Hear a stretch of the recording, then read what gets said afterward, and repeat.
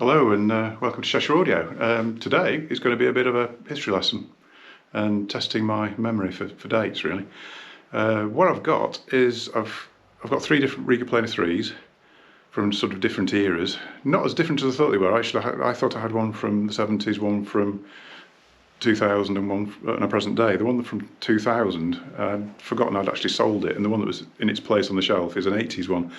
But there are differences, so I just thought we can go through, have a look.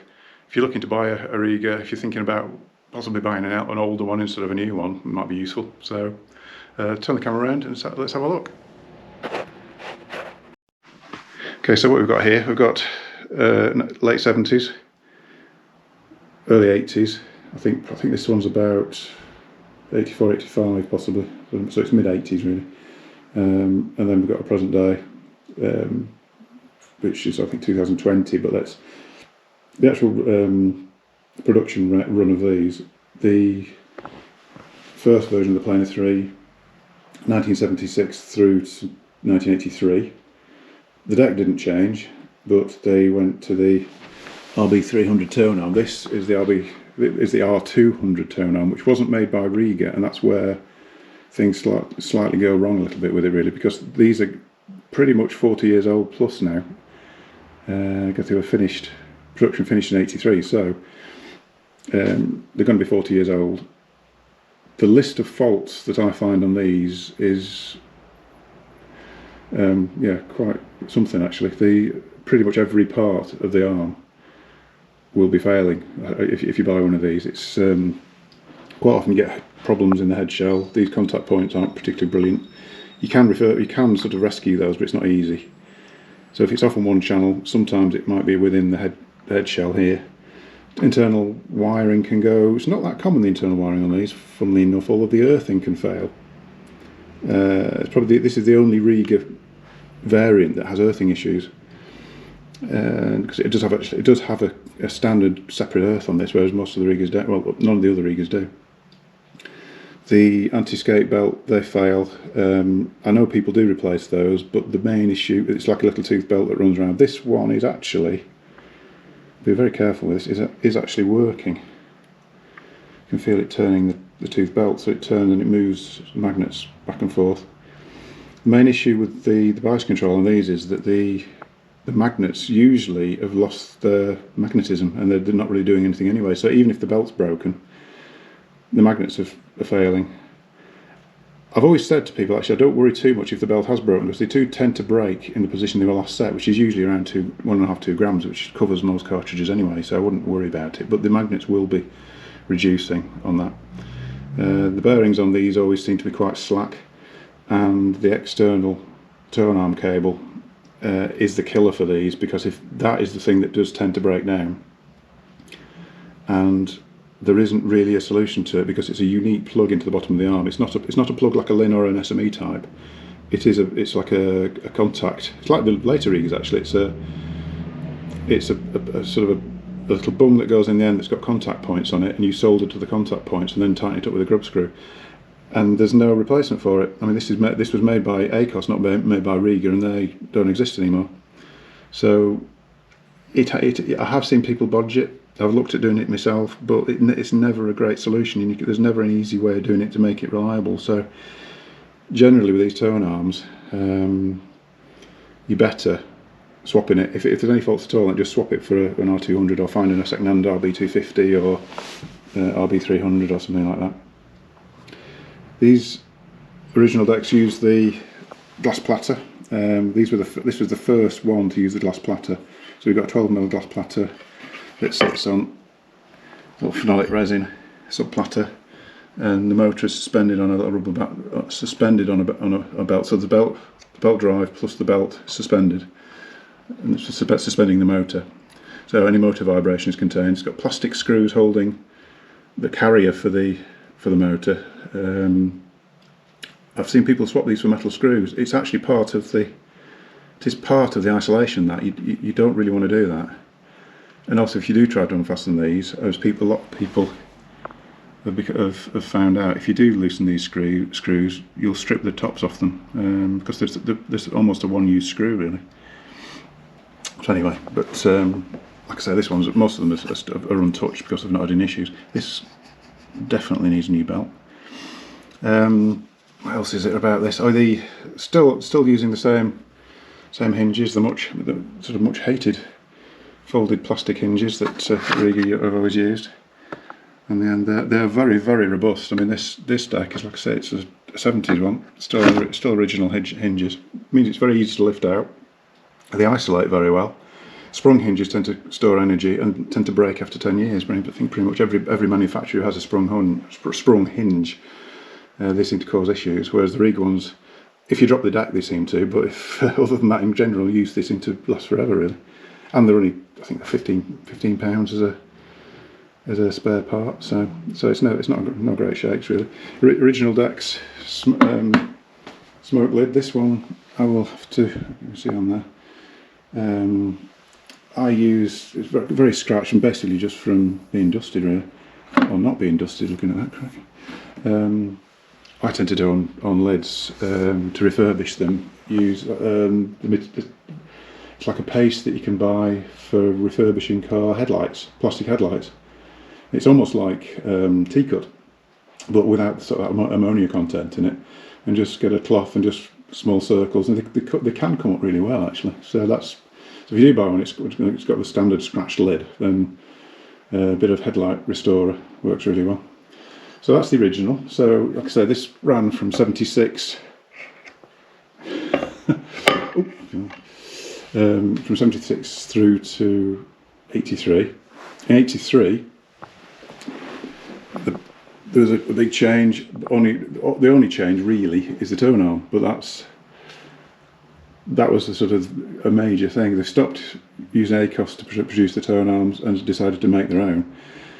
The story sort of goes that Roy had actually put the design of this in front of a few people, and they'd been told it was impossible to make because it's a single piece, which actually tapers in two directions. I think it tapers externally and internally, and he was told it was impossible to make that. So typical Roy actually made the tooling and started production himself. So that's, he's a clever chap. He just does do some sort of quite extraordinary things and thinks things through. Other than that, same plinth. I didn't mention the plinth material. The early Regas were chipboard with like this sort of laminate coating over the top, with sort of a very rigid top coat on. Chipboard sounds like it's a bit of a cheap way of doing things, but actually it is quite a dead material. You'd be surprised how many quite high-end things around this time use chipboard. The later ones seem to use a sort of higher density chipboard, not the sort of really loose stuff you see on cheap furniture like the very early ones were, but later on they do seem to be a sort of closer knit chip on these. But the strength comes from the sort of rigid coating over the top, which, top and bottom. And it is a very rigid structure, this, really. What else have I done? Oh yeah, still on the smoke lid, which that is one part you can't get. This isn't, in some ways, if you're buying a second-hand Rega, this is the one to go for if you want an earlier one. So you want the RB300 tone arm, and this has the smoke lid, whereas if you can't actually buy that as a spare part. Everything else on this deck you can replace, but the only lids you can buy now are the clear lid, like on the new one, or the P6 lid, which is tinted rather than smoked. So it's not as dark as that, but it's got a bit more of a tint to it. The RB300, the early one, has the tungsten counterweight. Now that was dropped on later versions purely down to price, because the price of tungsten went stupid. So they dropped it as a standard component and switched to steel, which had to be bigger than that. It's a bigger diameter, and this is why you get the slight issue with people who insist on putting spacers under the tone arm for just about every cartridge, when there's only probably a couple of cartridges out there that need it. If you put a spacer under the tone arm with the bigger counterweight on, it will hit the lid. So the only way around that is to buy the tungsten counterweight, which is something like a £90 option, I think, now. But it does sound better with the tungsten on. It's a denser material, and it does sound better. So it is an upgrade, but Yeah, same motor range, but basically these two decks are identical to each other. Just the tone arm has changed. As it went through its life, the logo changed. I think it went to a sort of a sort of black gloss logo on the black backgrounds, which was quite nice. The earlier ones had a much more space age looking logo, really, on some of them. And yeah, that's it for those two. When you move on to the new version, we've now got a gloss finish. There's different colour choices. So we've got black, white, or red. Same 12mm platter as before. Kind of the same sub platter, but this has got little castellations on it now. I mean, this you can actually put onto the older ones. It's a slight improvement. It's nothing major. We're onto metal pulley now. This is much more. I mean, there's a lot more rigidity here. It's actually a slimmer plinth, so it's a lighter plinth than the early ones. But I think it's basically a either HDF or MDF, but it's again with a coating on it and a strengthening bar. So it's a much more rigid deck, this, and lighter. So they've moved on. The plinth has moved on quite a bit. And now the RB300 arm has become the RB330, which is a 3-point mount. Still on steel counterweight, but much better bearings. Whatever, yeah, it is quite a lot better tone arm really than the original. And this is standard 24 volt and option of a power supply in the back if you wanted to. So yeah, so that's the differences there. I mean, and again, like I said, clear lid. So which one would you buy if you were looking to buy a P3? Obviously, as a salesman, I'd say go for a new one, to be honest. But I mean, probably it's difficult because the early ones can cause issues. The decks themselves, no problem at all because all the parts are available. And if you've seen my videos on this, there's very little to go wrong with them. Motors never fail.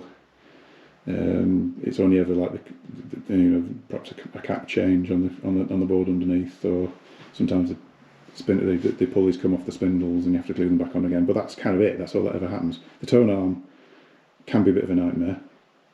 So in some ways, I would almost say don't go down that track. I would look for this version, which has got the RB300 on it. Same base deck, so you can get all the parts for it, but with the tone arm, which is repairable. The RB300 is actually very robust. It's very unusual to have issues with RB300s, even the early ones. Occasionally get cable breaks and things like that, but it depends what sort of life it's had really. But generally they're fairly robust, and Rega will rewire those for £120 full rewire, internal, external rewire, and they put on the new type cable as well. So the new type cable off the RB330 for £120, £130, something like that. I can't remember exactly how much it is. So as a keeper, one of these, if you're on a deck that's not going to cause you any issues, then these are great. The only thing about this era of Planar 3 is everybody knows it's the one to buy, and the values can get quite. I've seen these selling at £450. Now, considering I was selling these when they were new at £188 without cartridge, that's quite something. There's not many things in hi-fi that actually increase in value like that. Probably somewhere between 250, 450, you see, depending on condition. The earlier ones, you'll still see those selling at sort of £250, £300, but really it's a bit of a risk because you might end up having to buy a new tone arm for it. In fact, you probably will need to buy a new tone arm for it. So yeah, I don't know. The reason we're going for a new one is there is quite a big step in performance from old to new. The 24 volt motor makes quite a big difference. The really stiff plinth makes a big difference, and the better tone arm. So it is a step up really. It's that's more equivalent to the old RP5s and 6s really. It's not. It's got less in common in some ways with the actual original Planar 3. So yeah, that's it. That's the three variants. Unfortunately, I didn't have a year 2000 one like I thought I had, which would have been a bit more because we've got slightly different logos and whatever else going on it. But I think that sort of gives you a bit of a rundown of what's the sort of crux of it really. So Just turn you back around again. Yeah, so hope that was interesting. Really, just thought I'd got these 3 decks in, sitting there. I do tend to trade in any Rega turntable, and if it needs it, I'll refurbish and sell it back out again. The older ones, I don't know. Like I say, it's having to change the arm is a bit of a shame. But on saying that, if you do need parts for the older arms, I do sort of break the old arms. You know, like lift lowers and things like that. The only things that aren't rescuable really are the arm cables, because they're all failing now. All of them are failing. So it's a bit of a shame. And if you own one, what I would say is, if you're probably sitting there thinking, well, I've got one and it's fine, don't move it. Try and keep it as static as possible, because as soon as you start flexing the tone arm cable, the internal copper starts to fragment. And I actually had one that when you move the tone arm cable, it was acting like a tone control, because we actually took it apart and internally it was broken up into like almost half-inch pieces of copper, all just resting against each other.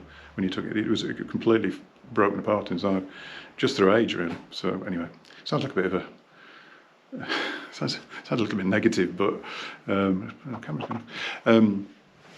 Yeah, really. So just beware of the older arms. That's what I'm trying to say. Anyway, look for an RB300, RB300 deck, and you'll be laughing, really. But like I say, kind of pricey possibly, and not another couple of hundred, and you've got a brand new one. So depends what you're looking for, really. Depends what you're looking for. So anyway, I'll end it there before I start going on too much. Don't forget to subscribe. We seem to be accelerating rapidly on the subscriptions, which is lovely. Thanks for that. And give us a like. And if there's any comments you want to leave, I tend to say, if you want to leave comments, it's probably better to email me if you've got any questions, because the comments are quite difficult to keep track of, because I'm getting sort of anything up to 30 a day, and I do try to answer comments, but the way YouTube works, it doesn't seem to let me see them all. So I've found that I've missed things. A couple of months later, found things I'd never seen. So if you've got an actual question, just send me an email. I'll leave the emails at the end of the video. So just I'll give me a call. I'll up for a chat if you want to give me a ring. So I'll leave it there.